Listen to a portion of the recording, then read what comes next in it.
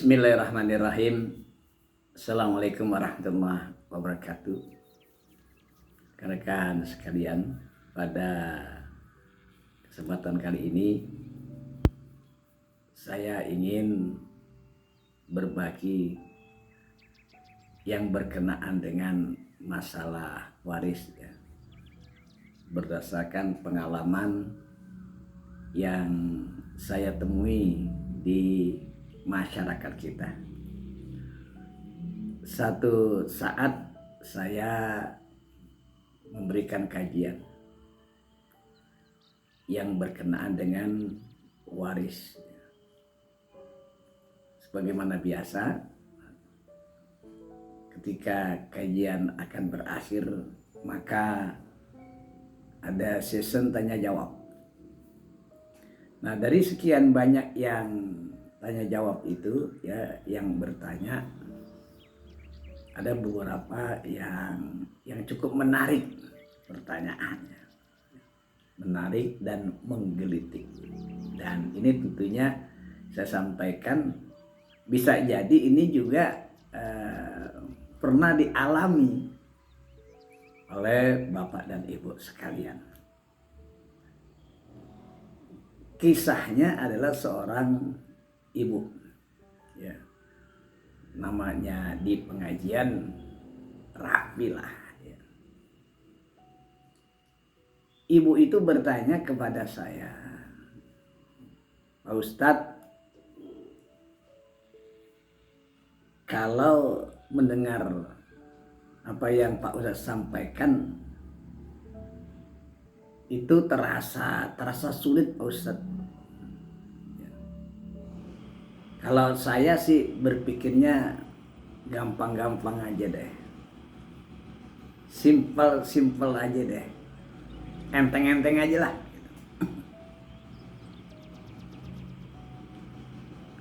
Lalu dia menyatakan kalau belum lama ini dia wanita punya saudara laki 2. Ada kakaknya 1 laki, adiknya 1 juga laki. Jadi bertiga. Lalu ibu itu menyatakan, ini Pak Ustadz, saya ya baru saja membagi warisan dari orang tua saya yang setelah dijumlahkan itu 3 miliar ya, harta warisannya itu 3 miliar. Terus saya bertemu dengan 2 saudara saya yang laki-laki itu, lalu kita langsung musyawarahkan, kita putuskan gitu. Tidak ada perbedaan di antara saya yang perempuan dengan kakak saya dan adik saya yang laki-laki. Jadi kita baginya itu per orang 1 M. Ya, per orang 1 M. Nah, kita membaginya itu Pak Ustadz biasa-biasa saja. Kita rukun-rukun saja. Kita damai. Nggak ada masalah Pak Ustadz. Kalau dibandingkan dengan hitungan-hitungan yang Pak Ustadz tadi sampaikan, kan lebih mudah ini, nggak jelimet. Yang penting kita sama-sama senang, sama-sama suka dan nggak ada masalah. Nah, bagaimana itu menurut Pak Ustadz, kata ibu tadi. Lalu saya katakan ya kepada ibu tadi, kalau ibu dan 2 saudara ibu yang laki-laki itu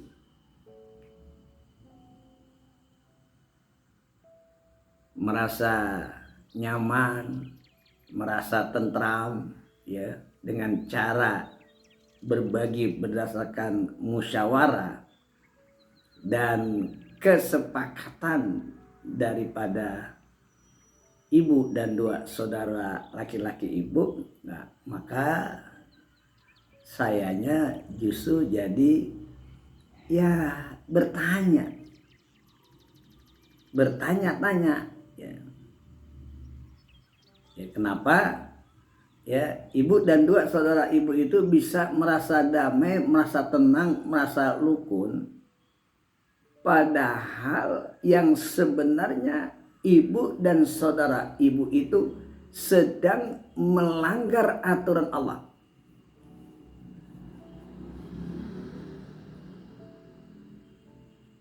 Ibu bisa senang, ibu bisa gembira, saudara ibu bisa bahagia dan tidak ada masalah. Ini luar biasa ibu. Ibu itu terkejut. Lalu menyatakan di mananya melanggarnya. Pak Ustadz, saya jelaskan dalam surah An-Nisa ayat 11, Allah ingetin sama kita, yusikumullahu fi auladikum lidzakari mislu hadzil unsayain. Kami wasiatkan kepada kamu sekalian tentang bagian warisan. Kami berikan fatwa kata Allah bahwa bagian satu laki-laki sama dengan bagian 2 orang perempuan. Nah, ibu ini kan membagi rata. Jadi ibu melanggar ayat ini, melanggar ketentuan Allah Subhanahu wa Ta'ala. Lalu ibu itu menyatakan, kan kita sama-sama senang Pak Ustadz, tidak ada yang disakiti, tidak ada yang dijolimi ya. Jadi kan harusnya nggak ada masalah ya. Syariat Islam itu ya dilaksanakan bukan berdasarkan pikiran, bukan hanya perasaan, tapi itu memang ketentuan daripada Allah Subhanahu wa Ta'ala. Kalau misalkan kita ini melaksanakan sholat subuh 4 rakaat, kita senang, kita ikhlas karena kita punya tangga besar, apakah dengan hal yang semacam itu bisa benarkan? Kan juga tidak. Jadi memang sudah ada ketentuan-ketentuan dari Allah. Si ibu itu mengangguk-angguk. Nah inilah kekeliruan kita ya, kebanyakan. Bukan cuma ibu itu saja, kebanyakan di antara kita di dalam membagi waris dan memutuskan untuk membagi waris itu kita masih terikat ya, terikat bahwa harta itu milik orang-orang tua kita, milik kakek kita atau nenek kita, itu masih melekat kuat. Sehingga terasa punya hak mengatur apa dan bagaimananya. Padahal yang benar adalah bahwa ketika seseorang itu meninggal dunia, maka semua kembali kepada Allah. Ya, ruhnya, fisiknya, termasuk hartanya. Jadi harta yang ada pada diri seseorang itu cuma berupa titipan belaka, bukan hak selama-lamanya. Jadi ketika seseorang itu meninggal dunia, inna lillahi wa inna ilaihi rajiun.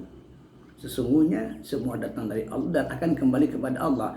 Ini harta sebanyak apapun yang dimiliki oleh orang yang meninggal dunia, maka setelah meninggal dunia hak kepemilikan itu terhenti, maka kembali kepada Allah Subhanahu wa Ta'ala. Jadi harta itu Allah yang ambil kembali. Tapi kita lihat ya bagaimana Allah Subhanahu wa Ta'ala baik betul kepada hamba-hambanya. Di mana baiknya Allah. Jadi harta yang Allah telah ambil itu ya, Allah kembalikan lagi kepada keluarga almarhum atau almarhumah ya. Dengan apa? Dengan perincian-perincian yang sudah Allah tentukan siapa saja yang berhak mendapatkan warisan dari orang yang meninggal, almarhum atau almarhumah, itu sudah Allah tentuin orang-orangnya. Paling tidak ada 22, ya 22 golongan, 22 posisi. Itu Allah yang tentuin. Kemudian Allah juga yang menentukan bagian-bagian bilangannya, sudah Allah tentukan. Ada yang mendapatkan 1/2, ada yang 1/3, 1/4, 1/6, 1/8. Disama dengan asobah atau dapat 2/3, itu udah Allah tentuin langsung. Untuk apa?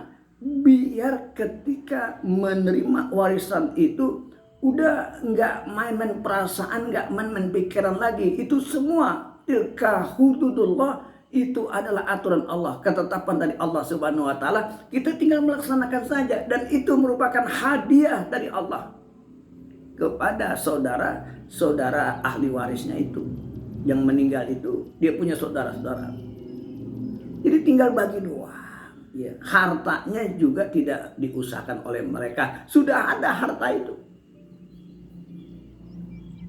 Dengan harapan apa? Biar nyaman, rukun, tentram. Ya. Tinggal laksanain aja. Orangnya siapa aja yang berhak mendapatkan warisan. Lalu berapa bagiannya. Itu sudah tertera. Ayat 7 surat An-Nisa 11, 12, 13, 14. Ayat yang ke-32, ayat yang selanjutnya itu, yang terakhir daripada surat An-Nisa itu, sudah ada ketetapannya semua. Tinggal kita laksanakan saja. Tapi kenapa kita rubah aturan Allah? Kita memandang pikiran kita, perasaan kita lebih baik daripada aturan Allah. Ini sungguh sangat berbahaya sekali. Allah katakan, wa may ya'shillaha wa rasulah wa yata'adda hududahu yudkhilhu naran khalidan fiha wa lahu azabun muhin. Jika kamu bermaksiat kepada Allah dan Rasulnya dan melanggar batasan-batasan aturannya, dalam hal ini masalah faraid, niscaya akan kami masukkan ke dalam neraka untuk selama-lamanya, dan baginya ada siksa yang sangat menghinakan. Na'udzubillah min zalik. Jadi kembali kita kepada pokok persoalan, ya. Kalau ada di antara kita, termasuk ibu tadi, ya, berdasarkan pikirannya, perasaannya, ya, melanggar aturan Allah, senang-senang aja, gembira, seakan-akan tidak bersalah, ini keliru.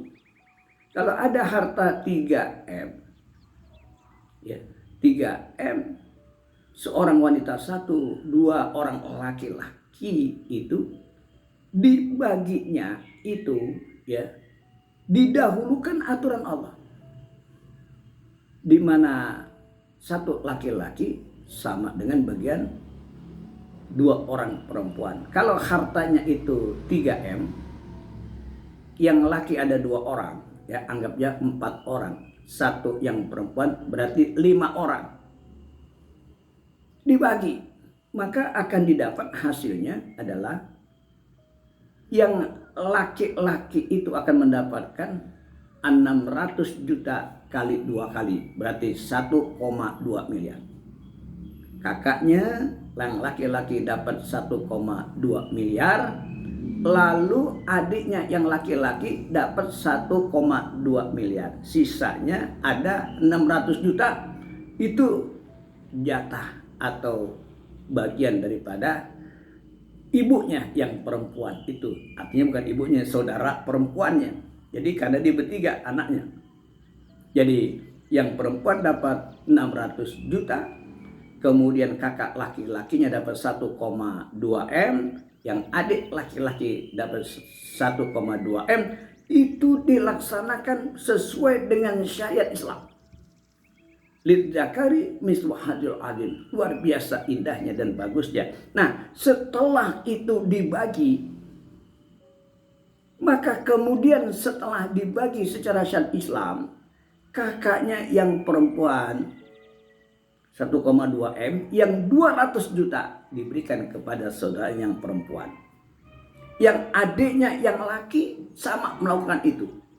200 juta jadi 400 juta.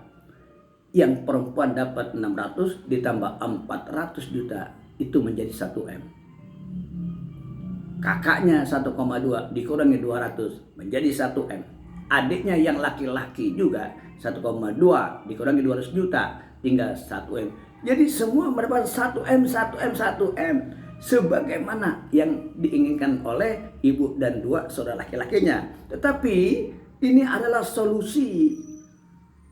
Yang terpenting bagi kita adalah bagaimana kita mengutamakan terlebih dahulu aturan-aturan ketentuan Allah Subhanahu wa taala setelah pembagian menurut syariat Islam. Lalu laksanakanlah berbagai macam kebijakan sesuai dengan apa keinginan dan keikhlasan masing-masing. Jadi clear bahwasanya syariat Islam itu lebih diutamakan ketimbang aturan-aturan lain, apalagi ketimbang perasaan dan pikiran semata. Yakinlah bahwasanya dengan kita mengutamakan syariat Islam di dalam pembagian waris, niscaya harta itu akan memberikan keberkahan kepada siapa yang menerimanya, dan insya Allah akan memberikan ketenangan batin bagi orang yang mewariskannya meskipun dia sudah berada di alam yang lain. Demikian ya Bapak dan Ibu, insya Allah bermanfaat. Assalamualaikum warahmatullahi wabarakatuh.